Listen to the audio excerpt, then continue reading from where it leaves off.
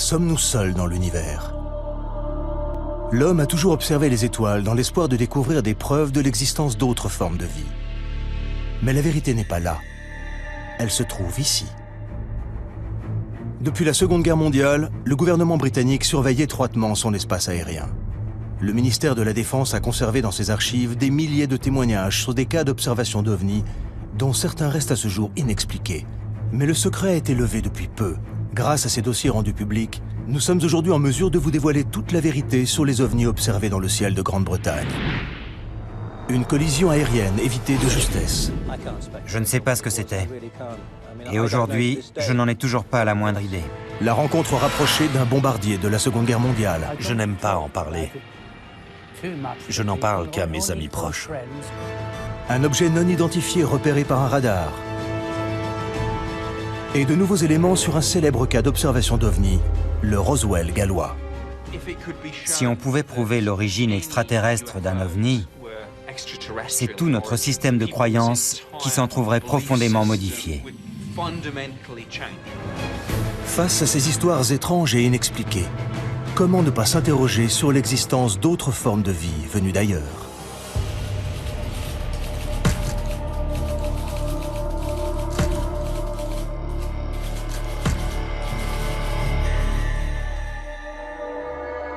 Parmi les questions les plus fréquemment posées sur Internet, 3 mots viennent en tête. Et les 2 premiers n'ont rien de surprenant. S'ils exercent un véritable pouvoir de fascination dans l'imaginaire collectif, les ovnis sont aussi les seuls de tous nos mythes du XXe siècle à avoir fait l'objet d'enquêtes, de surveillance et de manœuvres de dissimulation de la part du gouvernement. Nick Pope, qui a longtemps travaillé pour le ministère de la Défense britannique, en sait quelque chose. En 1952, le ministère de la Défense a jugé nécessaire de monter une petite unité chargée d'enquêter de manière permanente sur le phénomène des ovnis. Il existait donc bien, des années 50 aux années 2009, une petite division au sein du ministère de la Défense, le projet OVNI, chargé d'élucider les cas d'observation d'OVNI. En charge du service OVNI dans les années 90, Nick Pope a contribué à augmenter le nombre très impressionnant de dossiers que le ministère avait accumulés au fil du temps. Depuis l'ouverture de ses archives, la parole s'est libérée. Des témoins clés donnent désormais leur version des faits. Et les ufologues, sceptiques ou convaincus, sont de plus en plus nombreux à s'interroger sur ce que le ministère de la Défense a tant cherché à garder secret. C'est grâce au travail de persuasion du journaliste David Clarke que le ministère de la Défense a fini par accepter de rendre ses dossiers publics. On se rend compte en parcourant ces dossiers que rien que chez nous, au Royaume-Uni, les phénomènes étranges observés dans le ciel se comptent par milliers. Il y a des choses dans le ciel que les gens sont incapables d'identifier, et ça n'a rien de nouveau.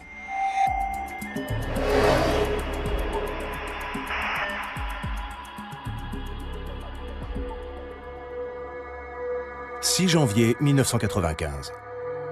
2 pilotes aux commandes d'un Boeing 737 transportant 60 passagers et effectuant la liaison Milan-Manchester signalent qu'ils viennent d'éviter de justesse une collision avec un objet non identifié. Un incident qui déstabilise les autorités britanniques. Il y a dans les dossiers du ministère de la Défense plusieurs cas de collision évités de justesse entre des avions de ligne et des objets non identifiés. Et l'incident le plus frappant est celui signalé par l'équipage d'un 737 de la British Airways. Speedbird 5061, survol des Pennines, 15 km. Ils approchaient d'une zone nuageuse, mais le ciel était encore bien dégagé et la vision plutôt bonne, quand soudain le copilote a vu un objet illuminé comme un arbre de Noël leur arriver dessus.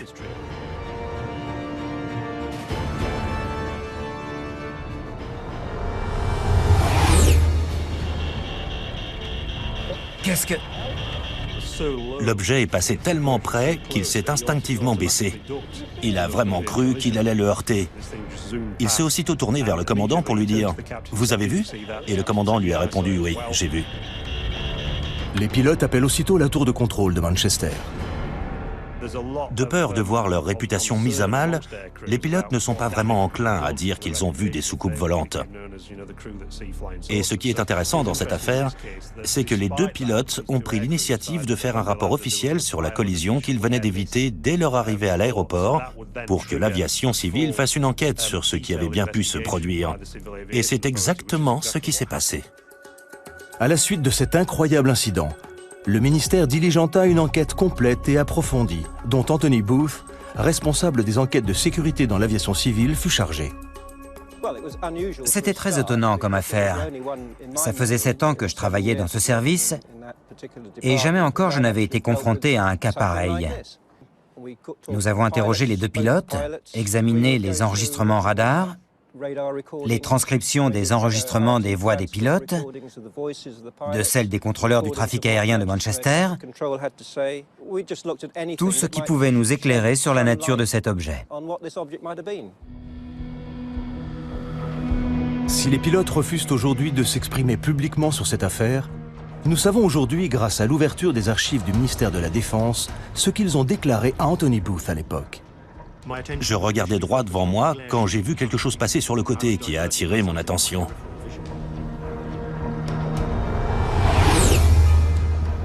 L'objet était couvert de petites lumières blanches, un peu comme un sapin de Noël. Il allait très vite, et bien que sa distance ait été difficile à estimer, il semblait très proche. Il existe une transcription des propos échangés entre le commandant du 737 et la tour de contrôle. Manchester Speedbird 5061. Nous venons de voir quelque chose passer juste au-dessus de nous, côté droit. Et Manchester a aussitôt répondu « On n'a rien sur les écrans radars ». Un appareil? Il avait des feux en tout cas. Il est passé très vite à droite. Et le contrôleur leur a demandé « Au-dessus de vous ?» Pratiquement, oui. Le contrôleur leur a demandé de rester vigilants, mais il n'y avait apparemment plus rien à voir. Ils devaient vraiment aller... Très vite, vu la vitesse à laquelle il a disparu. Bon, ok, très bien. Rien n'apparaît sur les écrans radars de la tour de contrôle de Manchester. Ce qui, d'après le spécialiste des radars Doug Robb, est plus qu'étonnant. Vu le nombre de radars installés à cet endroit, les chances qu'une telle activité échappe à la détection sont quasi nulles. Tout mouvement de cet ordre aurait dû déclencher une réponse radar, et ils n'ont rien détecté. Comment l'objet a-t-il pu échapper à la surveillance des radars? Les dossiers du ministère de la Défense montrent que pilotes et enquêteurs ont pourtant tout envisagé. Un deltaplane? De nuit, ce serait suicidaire. Un radar normal ne peut pas détecter un deltaplane. Une comète? Non, je pense pas. Un radar pourrait détecter un météore au moment de sa rentrée atmosphérique s'il était précisément orienté dans sa direction. Et ça aurait pu être le cas pour ce fragment qui a failli les percuter. Un avion militaire? Possible, mais ça n'y ressemblait pas. Et on est tout près d'un aéroport. Il aurait dû apparaître sur les écrans radars. Un avion espion? J'en doute. Ça y ressemblait pas. Un avion furtif n'est pas détectable par des radars normaux. Ce sont des avions top secrets qui volent à l'abri des regards et qui ne s'approchent évidemment pas des avions de ligne. Un ovni? C'est malin. Je sais pas. Ils ne mentent pas. Ils ont vécu quelque chose de totalement déconcertant qu'ils n'arrivent pas à expliquer.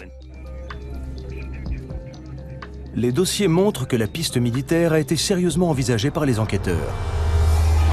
Mais aucun document de source officielle n'a permis d'accréditer cette thèse. Un vol militaire aussi près d'un aéroport international important semble plus qu'improbable.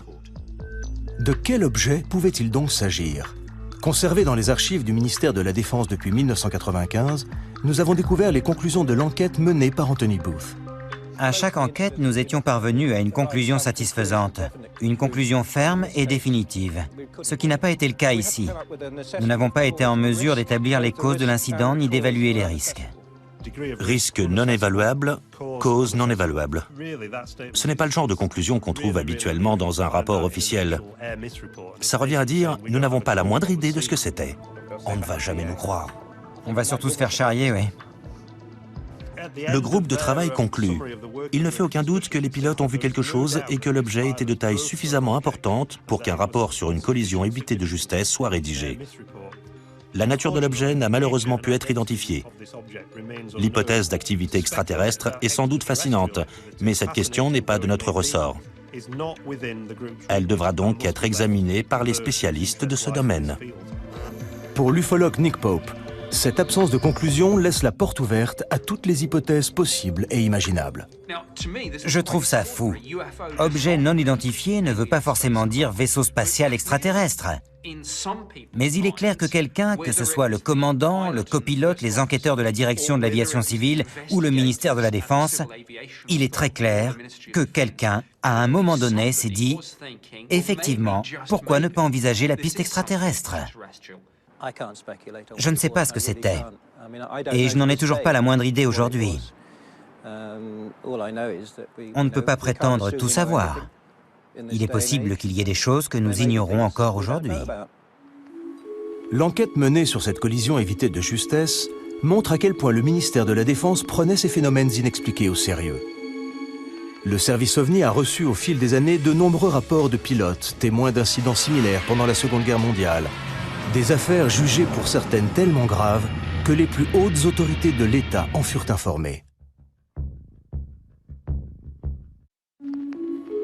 L'ouverture des archives du ministère de la Défense a permis à de nombreux experts de vérifier ce dont ils se doutaient. Le gouvernement britannique s'intéressait aux cas d'observation d'OVNI dès la Seconde Guerre mondiale. Je n'aime pas en parler. Je n'en parle qu'à mes amis proches ou à ceux qui, comme moi, ont participé à des raids aériens pendant la guerre.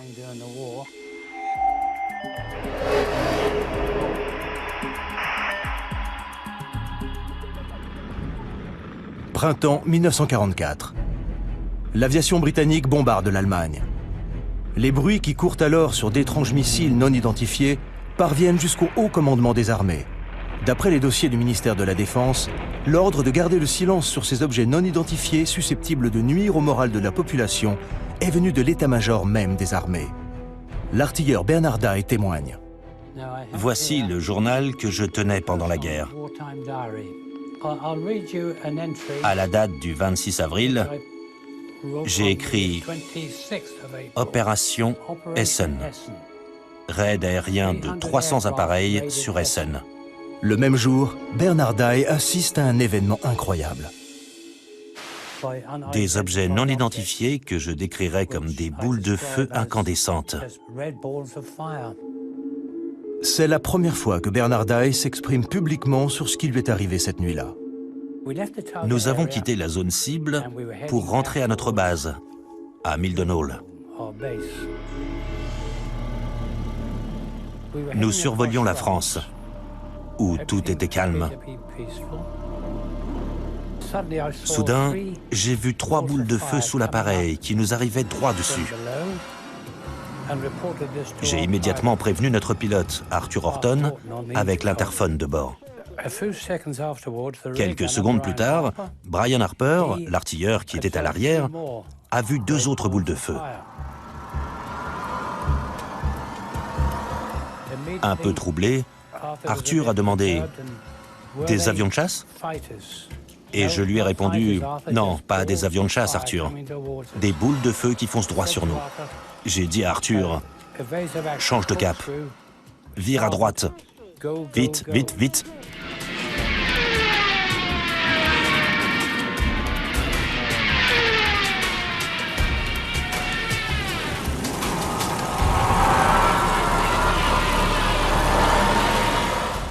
On volait à près de 500 km/h.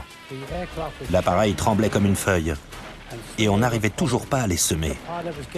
Le pilote avait peur de cramer les moteurs.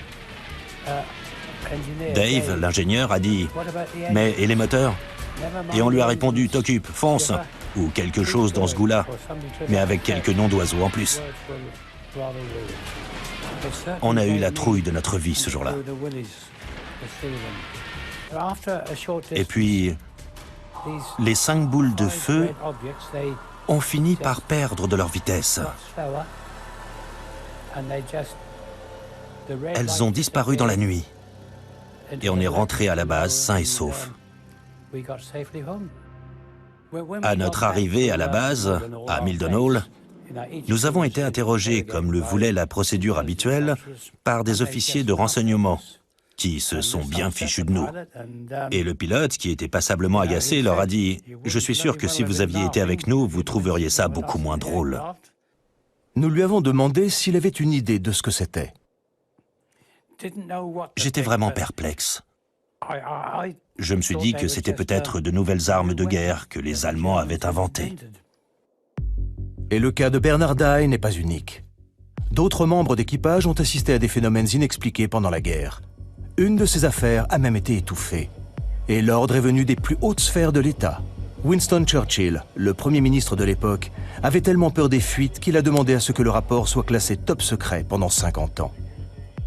Monsieur Churchill a demandé à ce que le rapport soit classé top secret pendant 50 ans et qu'il reviendrait à un futur Premier ministre de réévaluer son niveau de classification. L'ordre donné par Churchill concerne un incident rapporté par l'équipage d'un avion de la Royal Air Force revenant d'une mission de reconnaissance en Allemagne.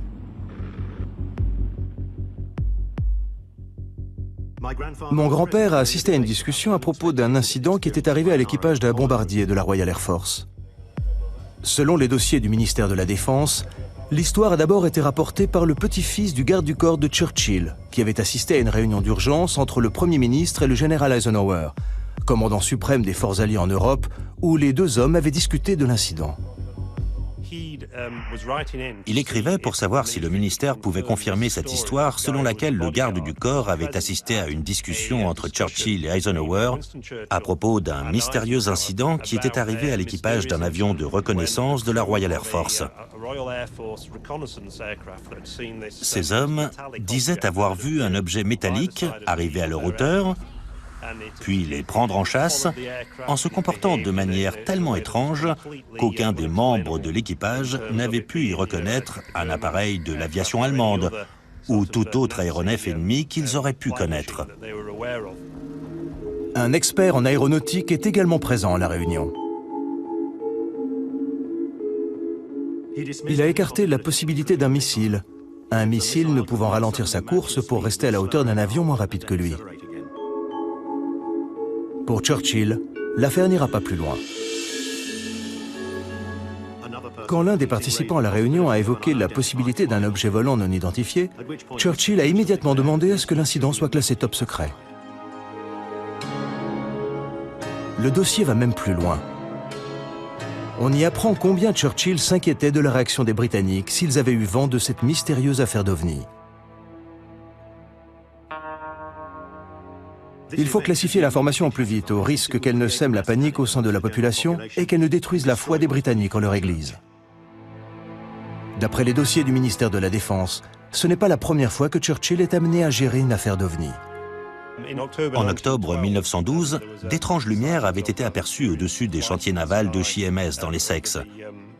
Et Winston Churchill, qui était alors Premier Lord de l'Amirauté, avait dû s'en occuper.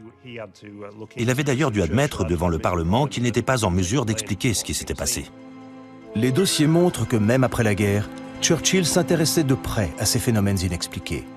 Après la vague d'observations d'OVNI à Washington, qui fit la une des journaux en 1952, Churchill s'est beaucoup intéressé à ces histoires.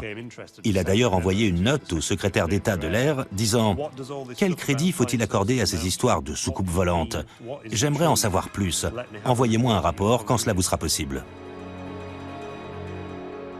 Bernard Dye ignorait tout de ces affaires que Churchill prenait tant de soin à dissimuler au grand public pendant la Seconde Guerre mondiale. Nous lui avons montré le dossier du ministère de la Défense concernant Churchill. D'après ce que j'ai lu dans ce rapport, ça ressemblait vraiment beaucoup à ce que j'ai vu moi-même cette nuit-là.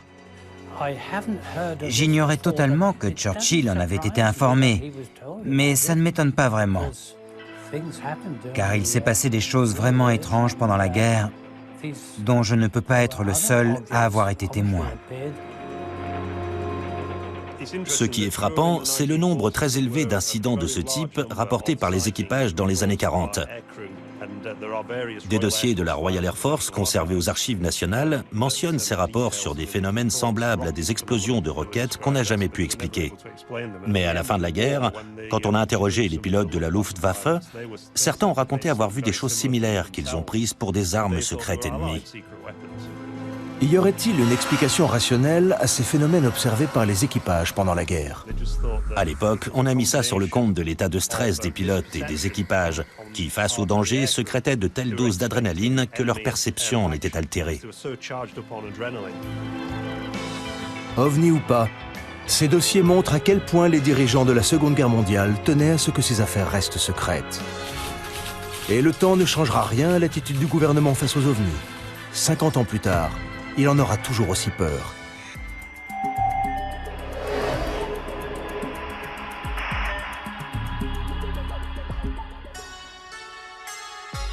Pitlochry, Écosse. De l'avis de nombreux ufologues, jamais au cours des 20 dernières années, plus grande machination n'avait été montée pour étouffer une affaire d'OVNI. En 1990, des photos d'un objet non identifié survolant une région reculée d'Écosse sont envoyées au ministère de la Défense avant de disparaître mystérieusement. Le journaliste Mark Pilkington a passé de nombreuses années à essayer de les retrouver. Ces photos ont été prises le 4 août 1990 par deux personnes qui disent avoir vu sur la 9, près de Calvin et de Pitlochry, un immense appareil en forme de losange qui est resté en position stationnaire pendant une dizaine de minutes. Ils ont pris 6 photos. L'objet était accompagné par 2 avions que le ministère de la Défense a reconnus par la suite comme étant des avions de chasse.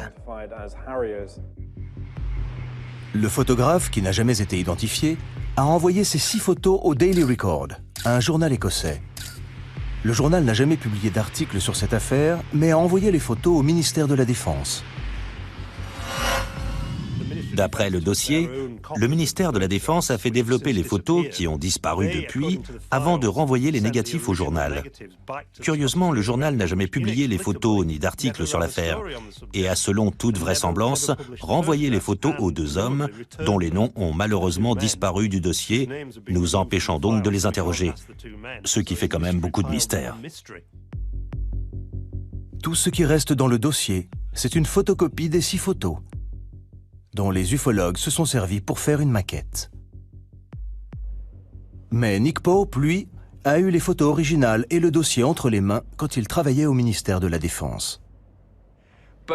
Les photos ont été examinées et par les services de renseignement de la Défense et par le Centre national d'analyse d'images qui ont l'un et l'autre conclu qu'il s'agissait bien d'un objet réel qui faisait entre 25 et 30 mètres de diamètre.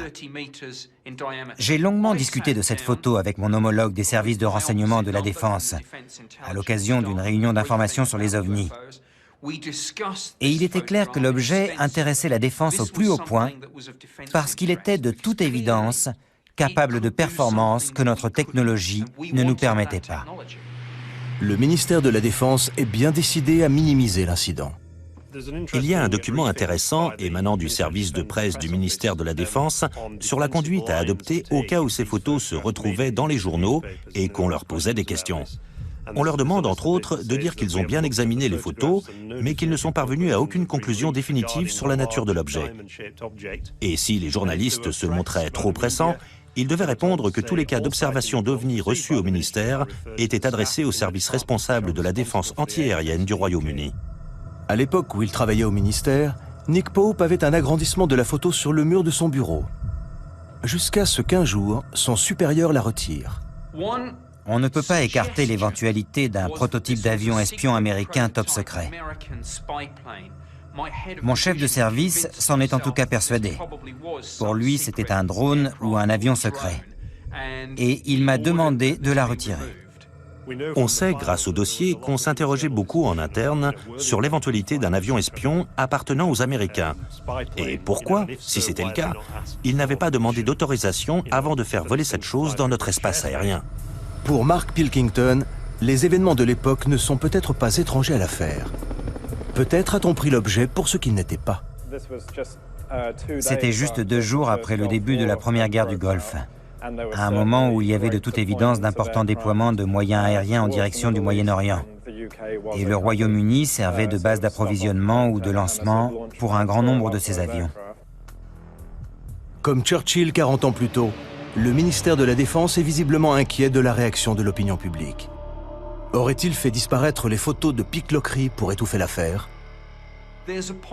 Il est possible que le ministère de la Défense ait détruit ces images, soit parce qu'il pensait que c'était un avion espion américain, chose qu'on préférait nous cacher de toute évidence, soit parce qu'ils n'avaient effectivement pas la moindre idée de ce que c'était et qu'il aurait été trop embarrassant pour eux d'admettre qu'il y avait dans notre espace aérien des choses bien plus rapides et maniables que nos propres appareils, pour lesquels nous n'avions en plus aucune explication. Reste que toute cette affaire repose, il faut quand même le souligner, sur une image en noir et blanc extrêmement floue qui, pour autant que je sache, pourrait tout aussi bien être l'œuvre d'un enfant de 6 ans. Pilkington est toujours à la recherche des photos originales, dans l'espoir de découvrir ce qui a bien pu mettre la défense britannique à aussi rude épreuve. Non moins de 6 ans plus tard, une autre affaire similaire déclenchera une vaste enquête militaire et remettra en cause la position même du secrétaire d'État à la Défense.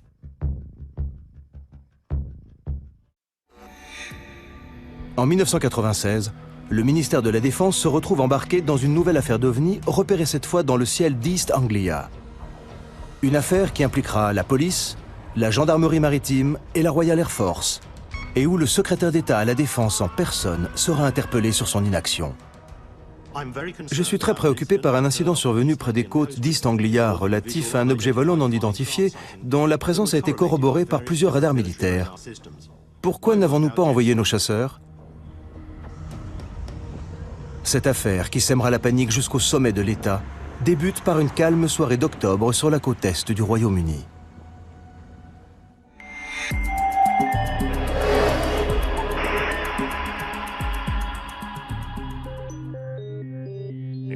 L'information est d'abord venue des services de police, comme l'indique l'extrait suivant.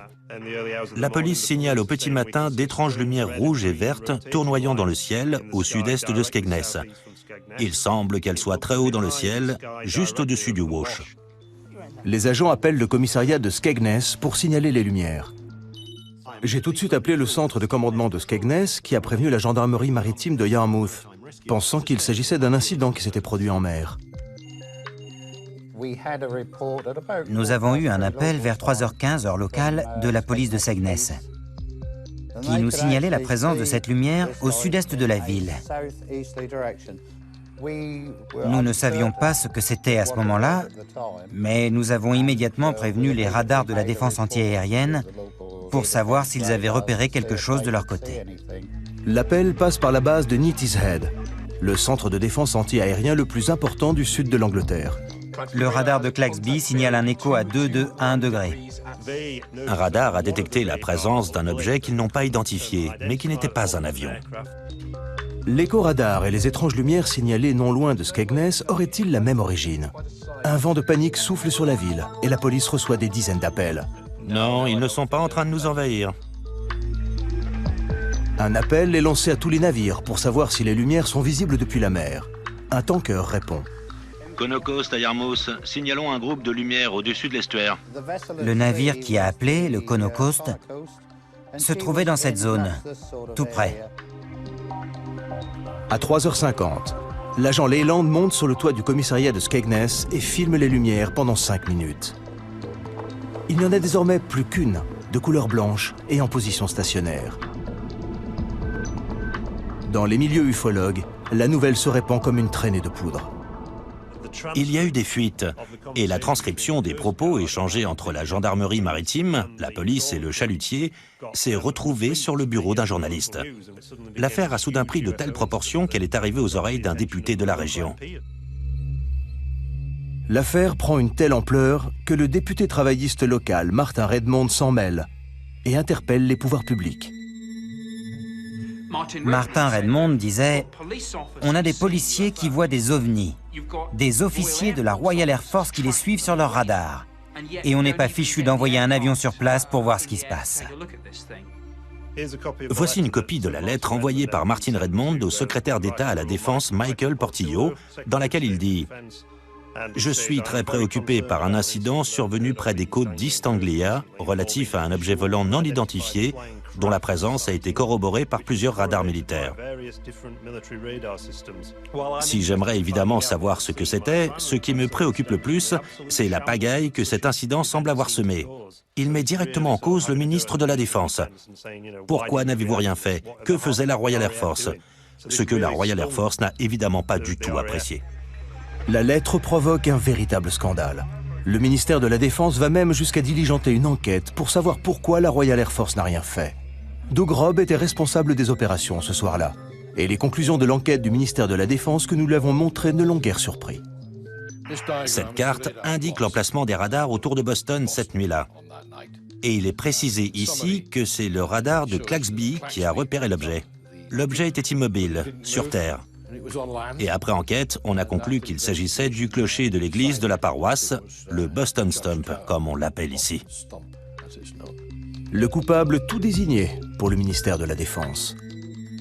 L'église, connue dans les milieux aéronautiques sous le nom de Boston Stump, apparaît parfois sur les écrans radars selon le type de propagation utilisé. Ils ont dit que le phénomène n'avait rien à voir avec les lumières stationnaires très vives que la police et l'équipage du tanker avaient vues entre Boston et Skegness. Le rapport conclut « Rien ne justifiait l'envoi de chasseurs de la Royal Air Force ». N'en déplaise au député Martin Redmond. On déclenche la procédure dans le cas d'un appareil qui arrive à grande vitesse. Mais on n'envoie pas un chasseur sur un objet fixe, sur Terre qui plus est. On ne peut pas parler de menace. Si l'objet repéré par le radar était bien l'église, qu'en est-il des mystérieuses lumières aperçues par la police et l'équipage du tanker? Le ministère de la Défense a minutieusement examiné les images tournées par l'agent Leyland. Cela fait penser à un lointain corps céleste. Le ministère de la Défense a fait analyser les images par l'Observatoire royal de Greenwich. Nous avons montré à l'astronome et ufologue Ian Redpath les conclusions de l'Observatoire et les images vidéo que le ministère de la Défense conservait dans ses archives depuis 1996.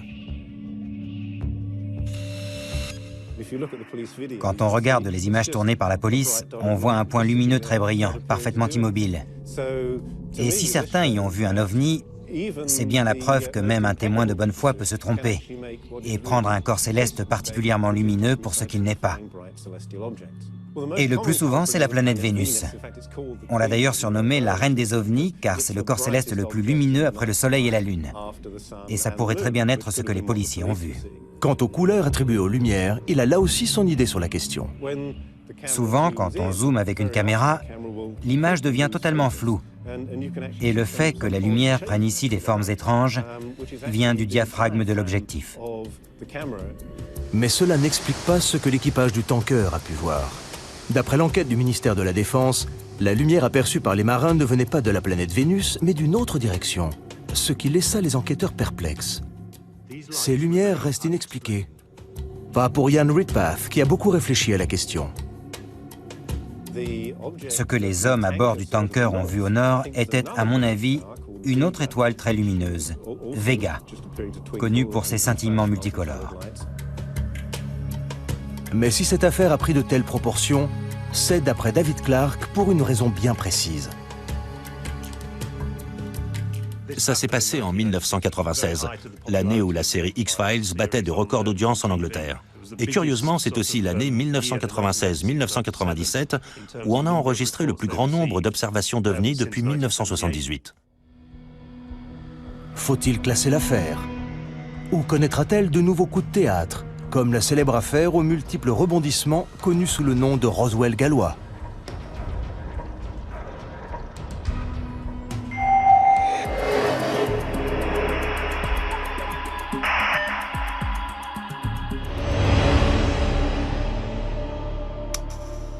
« 1974, au nord du Pays de Galles. Des milliers de témoins font état d'une violente secousse sismique et d'étranges lumières tombant du ciel. De l'avis de certains ufologues, il s'agirait d'un crash d'OVNI, affaire que le gouvernement aurait depuis cherché à étouffer. Il y a eu une terrible explosion et une violente secousse qui a fait trembler toute la maison. J'ai eu l'impression que ça passait juste au-dessus de nous. J'ai cru que la maison allait s'effondrer. J'ai vu des lumières tomber du ciel là-bas, au-dessus des montagnes. 24 janvier 1974 à 21h50, heure GMT. 5 corps incandescents sont aperçus dans le ciel. De nouvelles révélations viennent de remettre l'affaire sur le devant de la scène. Désigné comme le principal témoin de l'incident de Berwyn, Hugh Lloyd, fils d'agriculteur, avait 14 ans au moment des faits. Il était 20h30 quand Hugh et son père ont senti la violente secousse qui fit trembler toute la maison. Près de 40 ans plus tard, Hugh se souvient de ce jour comme si c'était hier. Il y a d'abord eu un bruit sourd, et tout de suite après, la maison s'est mise à trembler violemment. La lumière a vacillé et l'image de la télévision a disparu. Il n'y avait plus que de la neige sur l'écran. On était mort de trouille, on n'avait pas la moindre idée de ce qui se passait. Enoch a dit « il a dû y avoir une explosion » et le téléphone s'est mis à sonner. C'était les voisins qui voulaient savoir si on avait ressenti la même chose. Et puis une vingtaine de minutes plus tard, quelqu'un a frappé à la porte. Bonsoir. Bonsoir. C'était un agent de police. Il nous a dit qu'on leur avait signalé un accident aérien du côté de Berwyn et qu'il avait besoin de notre Land Rover pour s'y rendre. Comme je n'avais que 14 ans, j'ai dit à Enoch, il vaut mieux que ce soit toi qui conduises.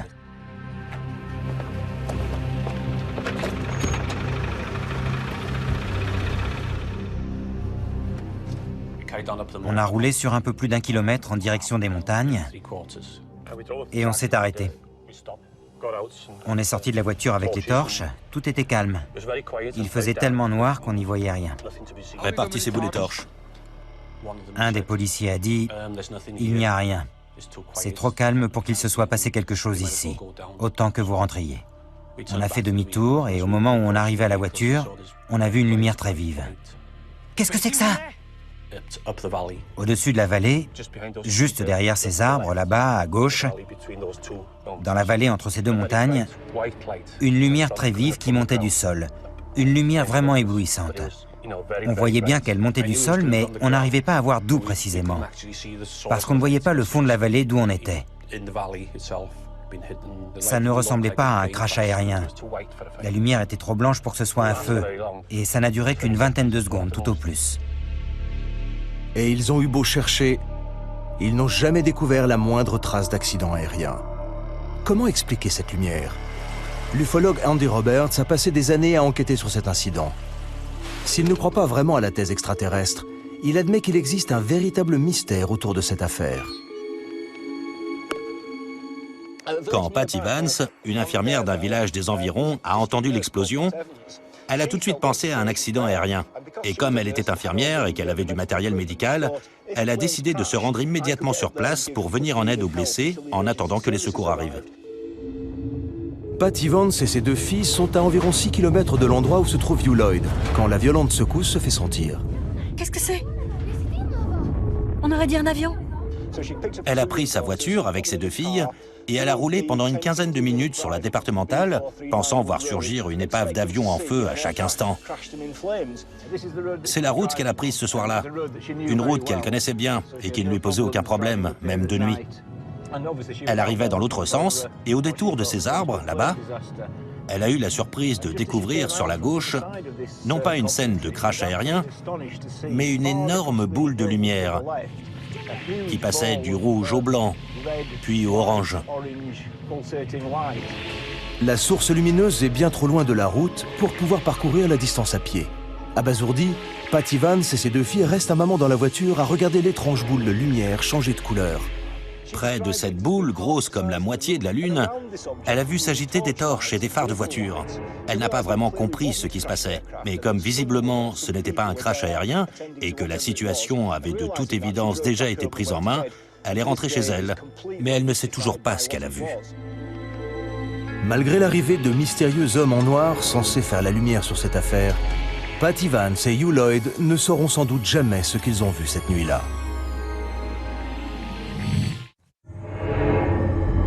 L'étrange boule de lumière aperçue par Patty Vance et Hugh Lloyd en 1974 fait désormais partie du folklore ufologique. Et rien dans les dossiers du ministère de la Défense ne semble vouloir éclaircir ce mystère, qui décidément résiste à toute tentative d'explication.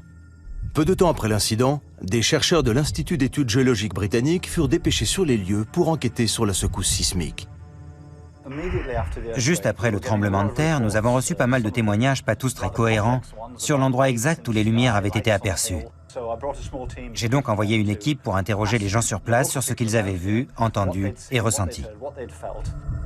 Dans la légende de Berwyn, les hommes de l'Institut d'études géologiques britanniques, aux allures de fonctionnaires et tout de noir vêtus, ont été surnommés les hommes en noir. Certains semblaient trouver notre démarche suspecte et on nous regardait d'un drôle d'air, comme si nous, humbles chercheurs de l'Institut d'études géologiques, avions quelque chose à voir avec les étranges événements qui s'étaient passés dans la région. Nous avons retrouvé dans les dossiers du ministère de la Défense le compte-rendu de Chris Browett sur son entretien avec l'infirmière Patty Vance. Dans le compte-rendu que j'ai rédigé à l'époque, Patty Vance disait qu'elle avait effectivement ressenti la secousse, mais qu'elle avait surtout eu très peur d'une lumière qu'elle avait vue dans le ciel. Une grosse boule de lumière d'un rouge incandescent.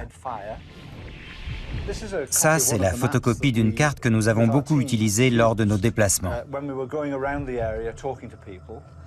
Elle nous permettait de localiser l'endroit où l'interview avait eu lieu et de savoir ce que la personne avait vu, entendu et ressenti à cet endroit précis. La découverte de cette carte, conservée dans les archives du ministère de la Défense, a été une véritable révélation. On y voit que les lumières aperçues par Patty Vance et Hugh Lloyd sont apparues simultanément à un endroit très précis. L'ufologue Andy Roberts est retourné à l'endroit où Patty Vance et ses filles avaient vu la boule de lumière en 1974. Le même endroit où elle a raconté son aventure à Andy Roberts en 1998. Quand j'ai amené Patty Vance ici, en 1998, et qu'elle m'a raconté son histoire, je l'ai prise en photo. Une photo où elle montre du doigt l'endroit où elle a vu ce qu'elle a vu en 1974. Et on voit qu'elle indique cette direction, là où la police et les agriculteurs sont eux-mêmes venus voir ce qui se passait. Patty Vance était sur la route qui va de Langennock à Welshpool, qui se trouve juste là, derrière ces arbres, là-bas. Donc si elle était à cet endroit-là, elle a sûrement vu la même chose que nous, parce que c'est pile dans l'alignement. Je suis sûr et certain qu'elle a vu les mêmes lumières que nous.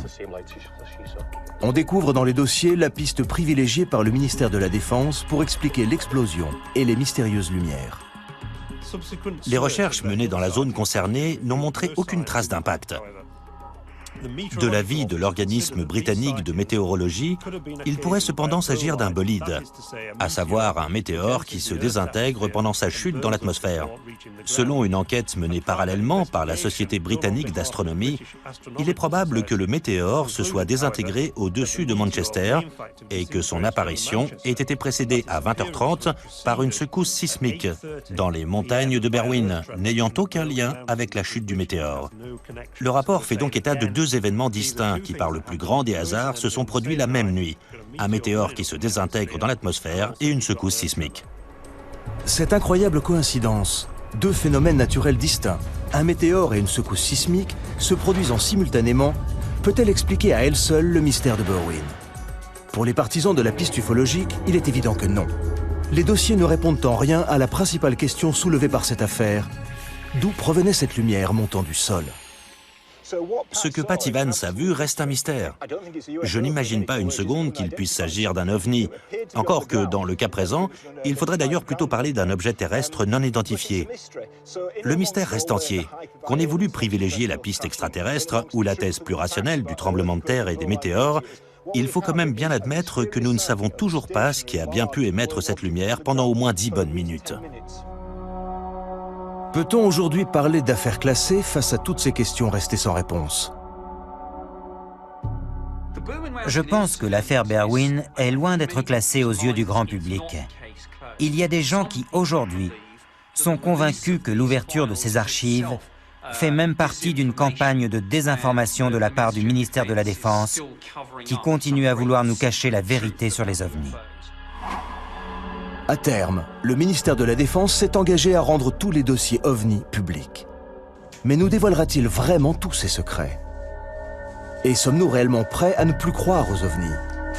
Pour certains, les ovnis sont parmi nous, et ce pour un long moment encore. Jusqu'à ce que les vrais extraterrestres débarquent, sans doute.